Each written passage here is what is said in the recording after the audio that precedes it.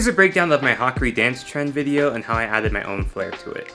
Also, I have a lot of new followers because of that video, and I just want to remind you that I got a haircut, so Hakari is not going to happen anytime soon, maybe for at least 6 months. But I do have a bunch of old videos posted if you look at my playlist, and I will be posting some content I have previously filmed but have not edited yet, so I won't be doing any new Hakari videos. So I wanted my video to feature 3 main elements. Number 1, high quality and direction. Number 2, the fandom influence in the trend itself. And number 3, the manga or canon references. So quality wise, of course, I tried to use some dope lighting, but I also tried to add in some b-roll that wasn't really a part of the trend. And I also added in b-roll just in case my video actually got seen and went viral and people saw my Hakari for the first time. They could actually see my cosplay and kind of appreciate some of the details that I put into him. For all of you content creators, notice that detail. I had no idea how well my video would do. Most of my Hakari content before this got less than 10,000 views. However, I planned ahead just in case and used keywords in my caption for SEO. I used relevant hashtags, and I assessed the trend and my content and thought that maybe this could be a breaking point. Therefore, I'm going to set up this video to be a good example of what my cosplay is. One nagging comment that I got so much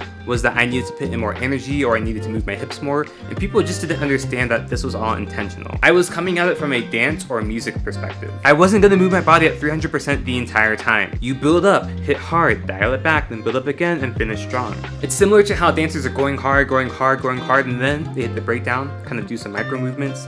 That's what I was going for. A lot of people complimented my physique, thank you. There's a backstory behind that actually. I kind of got out of shape, had some bad sleep, had some bad mental health. I started working on that stuff, got back in shape right around the time the Hakari trend started popping off, and I was like, you know what?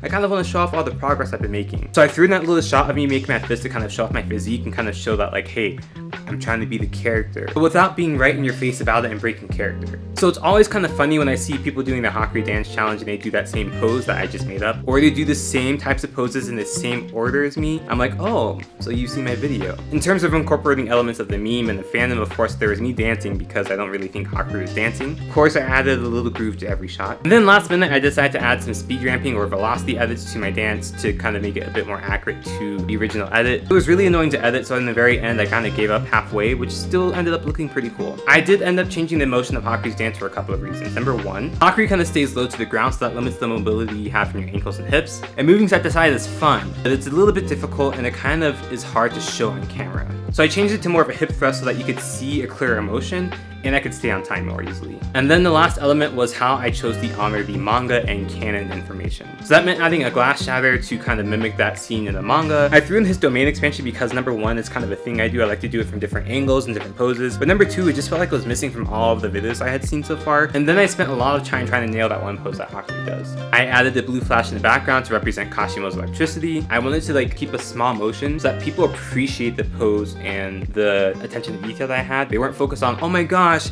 he's moving so much, he's so funny. Like, oh, he kind of hit that pose. And then of course I added some smoky curse energy to finish off the vibe.